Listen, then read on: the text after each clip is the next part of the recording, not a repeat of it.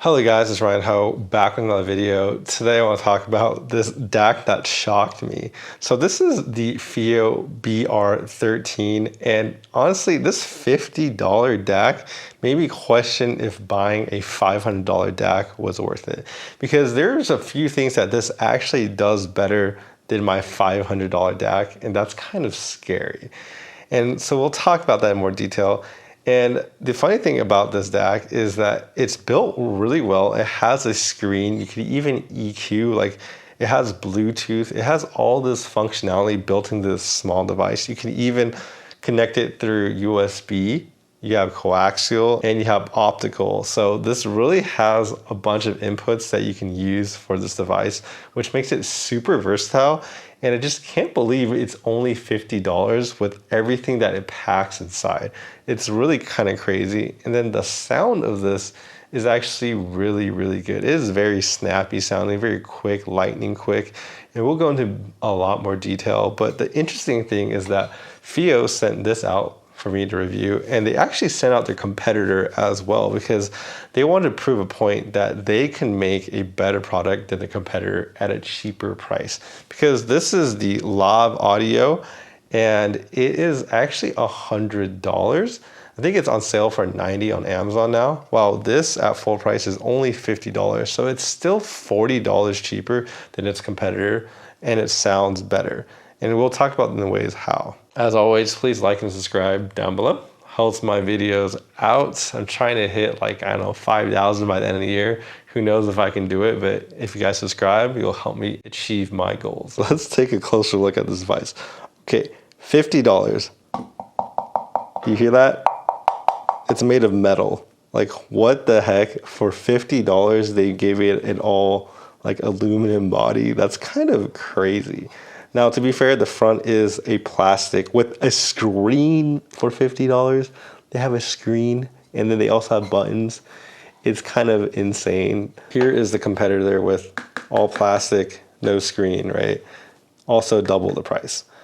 All right, so we have a power button and a start and stop for music, but you can actually cycle through a lot of things. So you can also change your volume here. And then you can cycle through different inputs. So you can use USB, optical, coaxial, and then you also have Bluetooth. So for the Bluetooth, it supports LDAC. Also, it supports, the standard AAC, and then also has the low latency support as well. And yeah, this actually uses a Sabre DAC, so the ES9018. So it has that kind of nice premium Sabre DAC in here as well. And that's nice to see. Now, when it comes to the actual other buttons, we actually have an EQ button, which is kind of insane. So you actually have different profiles like jazz, pop, rock, and then classical. And then you actually have different memory modes. Now, I was trying to use the memory mode, but apparently they haven't updated their app to support the EQ. So as of this recording, that's not there, but you can essentially set your own EQ profile and save it on here, I imagine. But that will be determined at a later date, I guess. So this device actually only comes with a USB cable. So it is a USB type C to a USB type A cable. That's the only accessory that you get with this. And that allows you to power the device / connect it via USB. Obviously you get the kind of antenna already attached. You can connect this to your kind of amplifier through RCA, and then you have the optical, coaxial, and yeah. All right, so let's talk about sound, right? So to be like really insane, I decided to plug in this $50 DAC into my $3,000 headphone, into my $2,000 amplifier, into this little thing. The only reason why was I was actually really curious how good it is and to push the maximum performance out just to give you guys the best evaluation of this product as I can. And that's when I got really, really surprised, right? Because like I said, my $500 DAC is my SMSL SU9. And the thing that I noticed about that DAC is that it has a little bit more of a kind of warmer quality. The treble and the air doesn't really come out as much. Now, some people like that type of flavor in a DAC, but I've noticed for myself over time after, reviewing a lot of and trying a lot of different DACs that I actually don't kind of like that warm, smooth character. Some people call it very analog-y. But what I find that the Fiio BR13 has, it has a very neutral character that honestly, the treble of this sounds more detailed than my $500 DAC. There's no other way around it. It doesn't sound like it's rolled off. It actually has much more of that air, upper frequencies, and it just sounds more detailed and more complete up there, which to me is almost like I get a little bit of a buyer's remorse at this point. Like, I have been shopping for a new DAC for a while because of this, and I might actually be substituting it with this $50 DAC. Now, the other thing that's amazing about this is because it has a more neutral character, it does help me evaluate other audio equipment like headphones and stuff a little bit more accurately, as this thing doesn't really color the kind of flavor that you get out of it. So really, this thing is quite good. Now, the other thing that this does, and the first thing I noticed when I plugged this in, was the bass response on this thing. I can't even believe how hard the bass response hits on such a small device. Like, it actually sounded deeper, more impactful than my $500 DAC again. And I'm just like, why? Like, how? Like, did I really buy the worst DAC in the world? Because I, like you guys, watched reviews before I bought that DAC, and people were saying a lot of good things, so I just bought it based off of that when I had literally no idea of anything. At this point, I was getting a lot of buyer's remorse, right? And this thing is honestly more impactful, while the SMSL was a little bit softer. But the only two redeeming factors, I guess, of the SMSL is that it does have a wider soundstage. Now, this does not lag behind. This thing has a pretty big, wide soundstage for such a small device.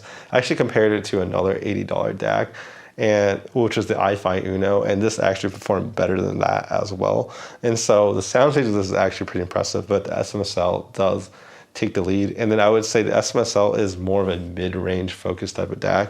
So that one kind of pushed ahead. I mean, I hope so, at something like 10 times the price. However, the fact that this could take a lot of wins off something 10 times the price is kind of insane. So the main comparison that I was actually supposed to do was to this Mi Audio. I think it's the DS200 Pro.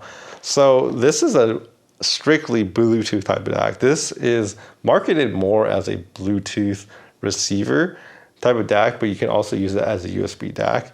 And honestly, the thing I noticed about it is, like, you can kind of tell that this was made by like an audiophile company. Like, the engineers at their company know exactly what they're doing, and they trickle down like all the things that they know to this price point. It's kind of insane, because when it comes to what people call transients, or basically when you hear the sound, the music, it's like incisive, lightning quick, and it extends a lot higher. So like a lot of times when I'm like testing different type of DACs, I listen to, like, the treble is one of the noticeable things where the better DACs will just kind of go higher. You can hear a lot more treble. It seems like the ceiling has been lifted, and you can definitely hear that on the Fiio. It just feels like it just goes on forever. It's very clear.